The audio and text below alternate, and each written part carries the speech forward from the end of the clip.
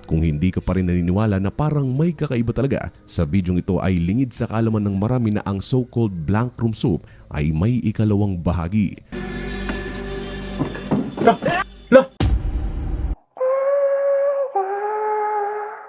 So what's up YouTube, Dan Kulay sir. For today's video ay magre-react tayo sa video ni Kaalaman.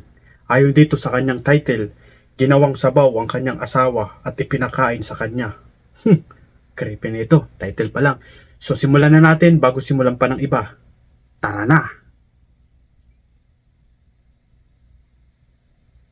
Room soup. Sounds that rings a bell, right? Tatlong mga nakakatakot at nakakapangilabot na video mula YouTube na ang ating tinalakay. Seinfeld Spit Stain, Ayuwoki at I Feel Fantastic. Marami sa inyo ang kinilabutan ng mapanood ang naturang mga videos. Pero mayroon din namang tila at child's play lang para sa kanila ang mga video yon. Hindi daw nakakatakot. Well, I think it's time to take it up a notch. Asahan ninyo. Kamukha to ni Michael Jackson, no? Creepy ng muka.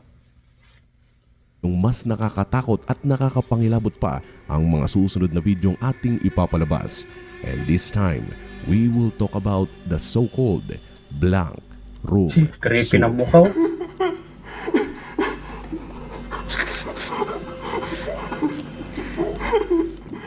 At ang lahat ng yan ay dito mo lang malalaman sa channel na kung ikaw ay may kaalaman, hindi ka. Yung gagawin sabaw yung asawa mo, tapos papakain sa'yo. Creepy nga nito.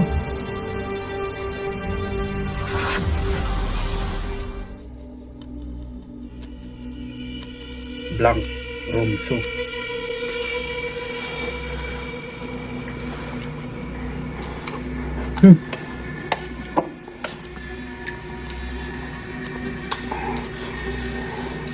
Mahaba ng panandok ah.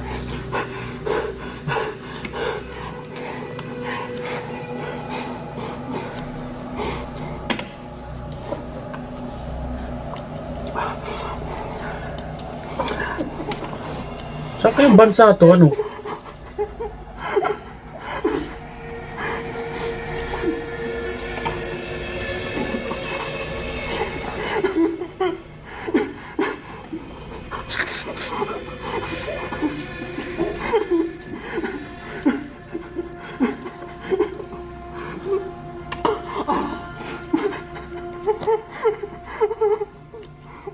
First things first, bagamat kilala ang video ito bilang Blank Room Soup, ay hindi talaga yun ang pangalan nito kundi Freaky Soup Guy. Now, the main source of this video before it came to popularity ay ang channel na kung tawagin ay Renaissance Man. Sa video ay makikita ang unidentified na lalaki at sa likod naman ay may isang life-size costume ng kung sinong karakter. More on this later, buddy. Ngayon, ang unidentified man sa harap ay makikitang kumakain ng soup sa tila walang lamang kwarto, hence the name Blank Room Soup. Seems harmless, right? Mali, dahil sa 1 minute and 5 seconds na video ito ay mararamdamang may kakaiba. Iba ang ambience, pinaghalong pangingilabot at pagtataka ang mararamdaman mo. Ang unidentified man kasi habang kumakain ay parang takot na takot at walang tigil sa pag-iyak. Ramdam mong napipilitan siya o labag sa kanyang kalooban ang kanyang ginagawa. Parang wala siyang pagpipilian dahil kung hindi niya ito gagawin ay malay natin kung ano na lang ang susunod na mangyayari sa kanya. Now, the video continues at sa 45-second mark ng video ay papasok ang isa pang costume. Sabay nilang hinawakan ng likod ng lalaki na tila ba sinasabing, okay lang yan, huwag kang mag-alala. Kasabay ng lalo pang paglakas ng iyak ng lalaki. At kung hindi ka pa rin naniniwala na parang may kakaiba talaga, sa bidyong ito ay lingid sa kaalaman ng marami na ang so-called blank room soup ay may ikalawang bahagi. Brace yourself, boys and girls. Roll the clip.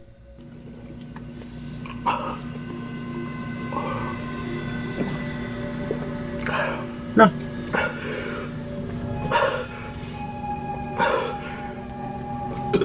Bakit? Ay, nasusuka na, nasusuka.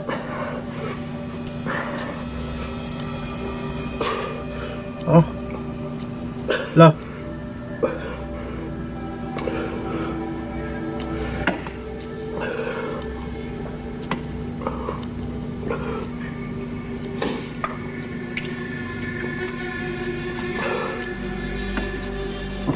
La!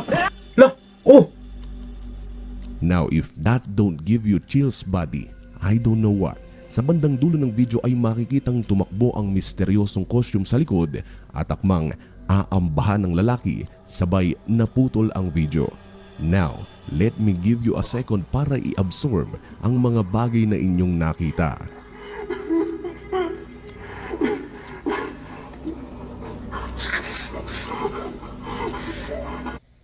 Gawag ang creepy nito.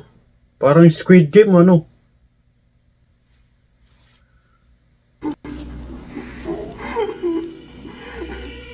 Sa parting ito ay susuotin na natin ang ating detective hats upang mag-dive sa kailali-ilaliman ng kwentong ito at makapagkamap ng resonableng sagot sa mga katanungang sino ang unidentified man, ang tao sa likod, ang costume sa likod, at saan nagmula ang video.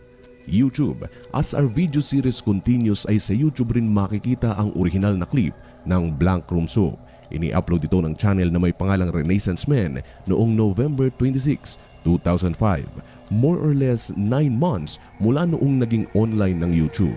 I know, isa sa pinakamatagal na na-upload na ito sa YouTube.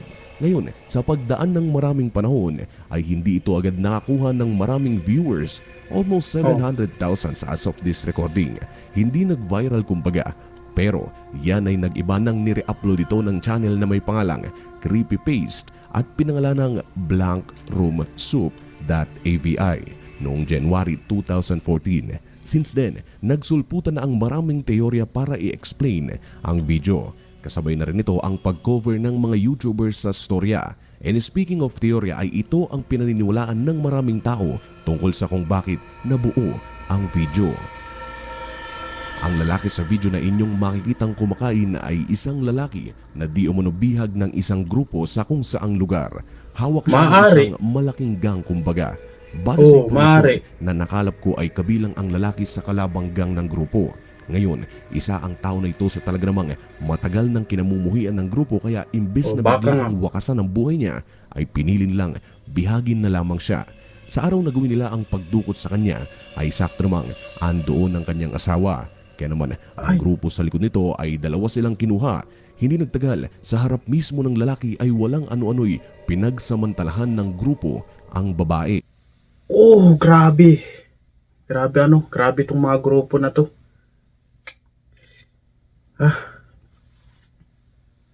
Pinagpasapasahan, walang magawa ang lalaki noon kundi umiyak at pilit na sumigaw kahit na nakabusal ang bibig nito. Hindi na naon ay may naisip ang grupo para mas maparusahan pa ang lalaki. Mas pahirapan pa kumbaga. Yaman lang din na nagawa nila ang gusto nila sa babae ay naisipan nilang wakasan na rin ang buhay nito. Dito, naisip na gutumin ng maraming araw ang lalaki. Samantalang, ang mga tao sa likod nito ay naisipang lutuin ang mga labi ng babae at kaunay ipakain sa kanyang asawa. Oh? Creepy? Talaga namang nakakakilabot ang istoryang ito. Pero may basehan nga ba? Well, sabay-sabay nating aalamin ang sagot sa tanong na yan. Unang tanong ay sino nga ba ang costume sa likod? Ano ang pangalan nito? Ray Ray. Ray Ray ang pangalan ng costume sa likod. Likha ito ni Raymond S. Percy. Isa siyang kilalang animator sa malalaking palabas sa United States. To make the long story short ay sa isang punto ng buhay niya ay naisipan niyang gumawa ng sarili niyang gig o side income. Kaya nabuo ang costume na Ray Ray. Ibinasa niya ang costume sa kanyang sarili kaya medyo may pagkakahawig ang dalawa. Sa patuloy na pag-dive ko sa rabbit hole na ito ay nakita ko ang channel na may pangalang Ray Ray Vision. Sa channel ay mapapanood ang ilang mga shows na ginawa ni Ray Ray sa ilang mga palabas sa stage. Panoorin natin ang ilang mga clip na ito.